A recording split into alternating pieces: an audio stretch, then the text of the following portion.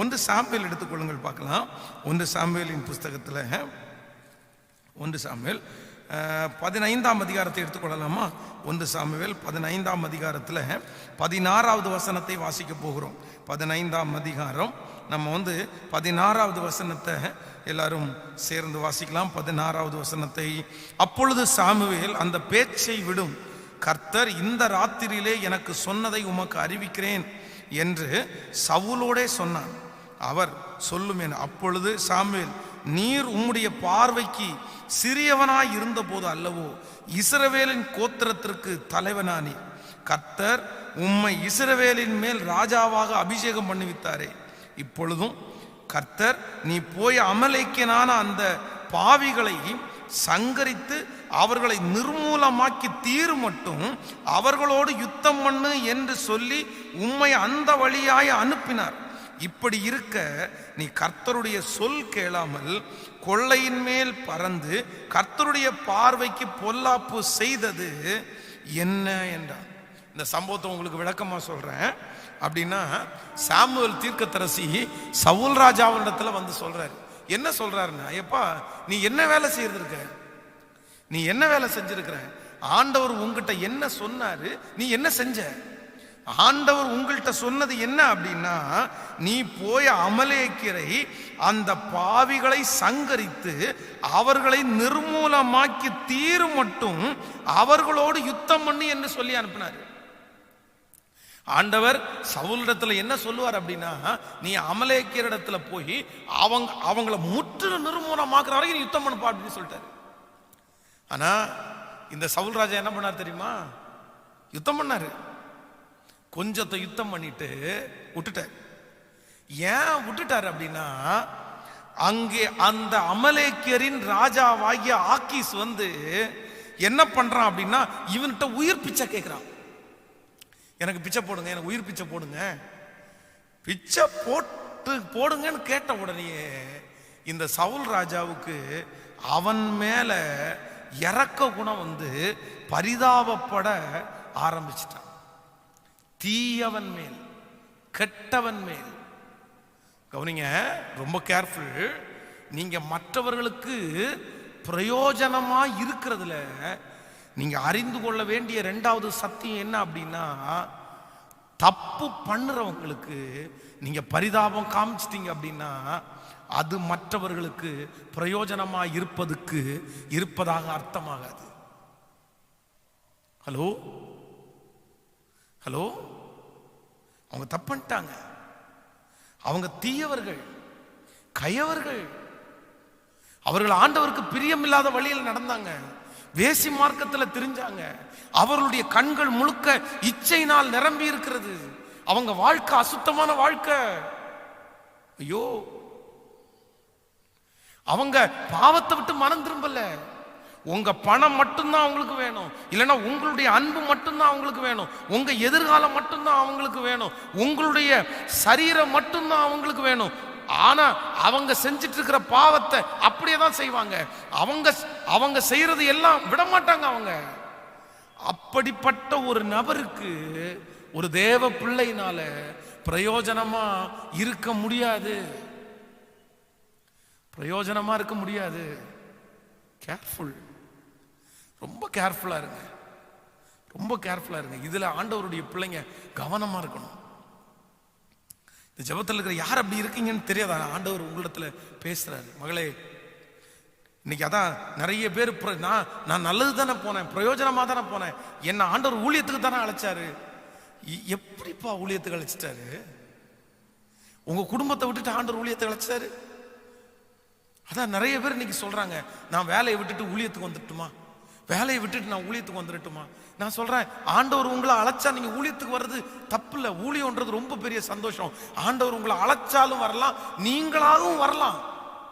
அழைச்சுதான் வரணும் எல்லாம் கிடையாது. நீங்களா கமிட் பண்ணி ஊழியத்துக்கு வந்தாலும் ஆண்டவர் உங்களை போஷிப்பாரு, ஊழியத்துக்கு கத்தரை அழைச்சிட்டு வந்தாலும் உங்களை போஷிப்பாரு. ஆனா ஊழியத்திற்கு நிறைய பேர் வேலையை விட்டு ஊழியத்துக்கு வந்துட்டு அமைதியாவே இருக்கிறாங்க. அதுக்கு நான் என்ன சொல்றேன்னா, இங்க வந்து அமைதியா இருக்கிறதுக்கு அங்க அந்த வேலை செஞ்சாலும் சம்பாரிச்சு ஃபேமிலியை மெயின்டைன் பண்ணலாம்ல. அப்படிதான் நான் நினைக்கிறேன். ஊழியத்துக்குன்னு காலடி எடுத்து வச்சாச்சா, இறங்கியாச்சா, அவ்வளவுதான்.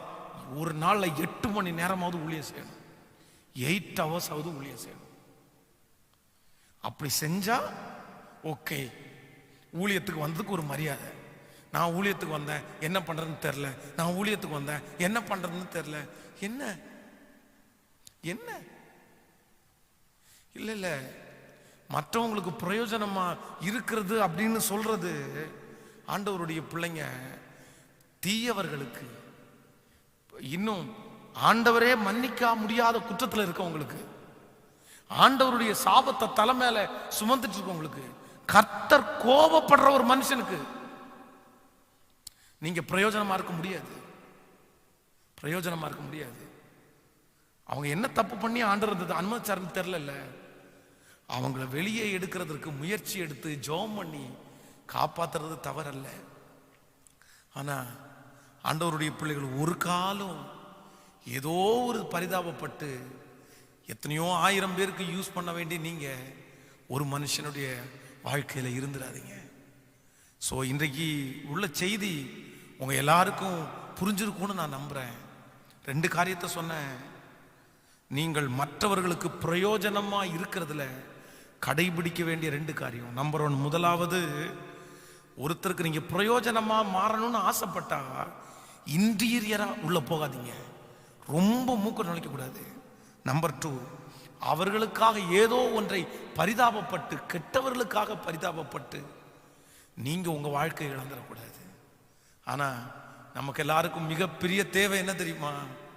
ஆண்டவரே, நான் அநேகருக்கு பிரயோஜனம் உள்ள பாத்திரமா மாறணும்.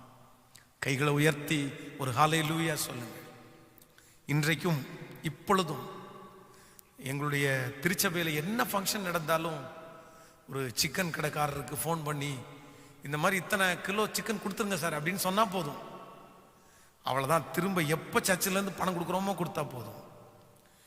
எப்போ கொடுத்தாலுமே அவர் எல்லாருக்கும் கொடுக்கறத விட 5 ரூபா குறைக்காம கொடுக்க மாட்டாரு. ஏன் அப்படின்னா ஒரே ஒரு நன்றி உணர்வு. அவர் இன்னும் ரட்சிக்கப்படலை, அவர் சர்ச்சுக்கு வந்ததில்லை. ஆனா ஒரு நாள் ஒரு கழுத்துல ஒரு பெரிய ஆப்ரேஷன் அவருக்கு. அந்த ஆப்ரேஷன்ல எல்லாரும் அவருக்கு நெகட்டிவா பேசிட்டாங்க. டாக்டர் முதற்கொண்டு எல்லாருமே நீங்க இந்த ஆப்ரேஷன் முடிச்சிட்டு உயிர் பிழைச்சு வர்றது கடவுள் கையில தான் இருக்குது. ஆப்ரேஷன் தோல்வியும் ஆகலாம், சக்சஸும் ஆகலாம். நம்பர் 2, ரெண்டாவது, ஒன்று நீங்க மறிக்கிறதுக்கு வாய்ப்பு இருக்குது, இல்லை அப்படின்னா நீங்க திரும்ப பேச முடியாது, த்ரோட் உங்களுக்கு அவுட் ஆகிறதுக்கு வாய்ப்பு இருக்குது. அப்படியே மூஞ்சி வெளறி போயிருந்தாரு. நாளைக்கு ஆப்ரேஷன்.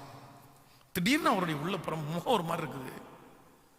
ஒரு 5 minutes அவரிடத்துல பேசுறேன். நீங்க நிச்சயமா திரும்பி வருவீங்க, எங்க கூட இருப்பீங்க, நீங்க எங்க கூட பழையது மாதிரி பேசுவீங்க, நீங்க திரும்ப இந்த பிசினஸ் பண்ணுவீங்க. அப்படியே அவருக்கு கண்ணெல்லாம் நிறைஞ்சிருச்சு. என்ன பிரதர் இப்படி? இல்ல ஃபாதர், எல்லாருமே நெகட்டிவா தான் பேசினாங்க, ஒருத்தர் கூட நான் திரும்பி உயிரோட வருவேனோ பேசுவேனோ சொன்னல.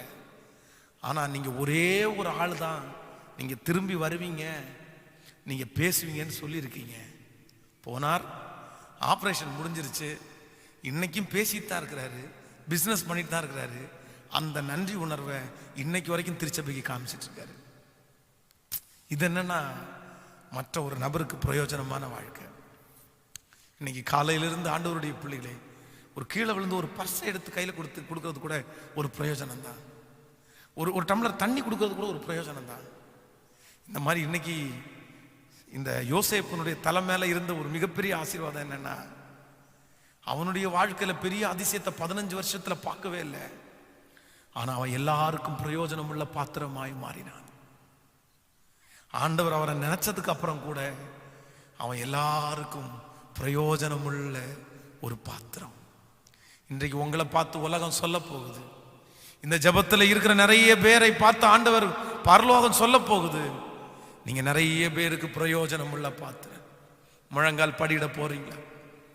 தேவ சமூகத்தில் முழங்கால் படியிட முடிந்தவர்கள் முழங்கால் படியிட்டு, முடியாதவர்கள் எழும்பி நின்று சத்தத்தை உயர்த்தி சொல்லுங்க, ஆண்டவரே, யோசேப்பினுடைய தலை மேல இருக்கிற இந்த ஆசீர்வாதம் என் தலை மேல வரட்டும், மற்றவர்களுக்கு பிரயோஜனமா என்ன மாத்துங்க ஆண்டவரேன்னு கேளுங்க. நான் யாருக்கும் பிரயோஜனம் இல்லாதவனா இப்படி கிடக்குறேனேப்பா. சாதிச்சான்னு சொல்லணும் ஆண்டவரே. அப்படி சொல்லிதாப்பா நான் கண்ணை மூடணும். சொல்லுங்க. சத்தத்தை உயர்த்தி முழு பலத்தோட ஹல்லேலூயா. நான் யாருக்கும் பிரயோஜனம் இல்லாத இருக்கிறேனே. இந்த ஜபத்துல இருக்கிற யாரோ ஒரு தேவனுடைய பிள்ளை அப்படிதான் நினைச்ச, பாஸ்டர் நான் எல்லாருக்கும் யாருக்குமே பிரயோஜனம் இல்லை. நான் பிரயோஜனமே இல்லை பாஸ்டர், இப்படியே போயிருவேனோ, இப்படியே என் காலம் முடிஞ்சிருமோ. ஒருத்தருக்கு கூட நான் பிரயோஜனம் இல்லையே. கையை உயர்த்தி சொல்லுங்க, ஆண்டவரே யோசேப்புனுடைய ஆசீர்வாதம் உங்க தலை மேல இருக்கட்டும். நான் நம்புறேன் நிச்சயமா ஆண்டவர் இன்னைக்கு அநேக ஆயிரங்களுக்கு உங்களை பிரயோஜனமா மாற்றுவாரு. யோசேப்புனுடைய ஆசீர்வாதம் உங்க தலை மேல வரும். ஹல்லேலூயா.